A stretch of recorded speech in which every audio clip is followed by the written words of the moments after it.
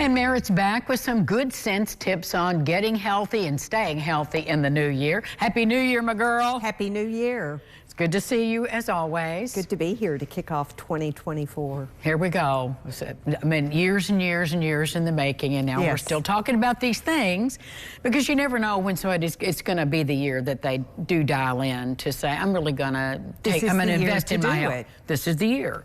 Exactly. So what are some of the main issues that people need to deal with that we kind of, put on the back burner because we don't want to have to face them? Well, I think I started off our list with wellness checks. And we all need them. We start off as infants and, they're closer together. They're like at milestone month markers in an infant's life, and then you tag in their immunizations along the way. But as adults, we can't lose sight of the fact that we need to be taking care of ourselves, just like we would be taking care of our children, our infants, our parents, whomever. So looking at that schedule of things, looking at everything from your eyes to just a general overall check with lab work. Second thing rolls into knowing your numbers. We talk about that from time to time too. But knowing what those lab results mean and where they're stacking up, and if you see changes from year to year, from one test to another, and what that might mean, and having those conversations with your provider. And going back to those wellness checks too, I think the thing I failed to mention was insurance coverage. Well, and that's all so important, over the spectrum for folks. Some have plans that cover many of the wellness type checks. Some don't have coverage at all, or it's very limited, or it has a very high deductible.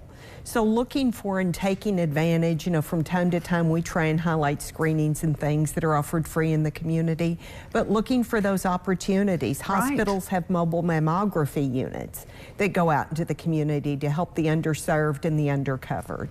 So things like that, and then knowing your numbers. And then from there, staying vaccinated, up to date on immunizations. Yeah, and I mean, that's all good sense, really. And we've talked about knowing your numbers with diabetes, and certainly, but also with blood pressure. On the scales. And heart disease. When we look at those know your numbers basics, the ABCs, of course, the A1C is that measurement of blood sugar over time that can be more telling around whether or not you are developing prediabetes or diabetes. But then the blood pressure and where that might be slowly creeping up, or maybe it takes a drastic jump from one year to the next.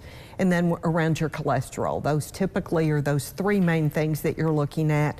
But within lab results, there can be other things going on depending on family histories or things that just pop up out of the blue.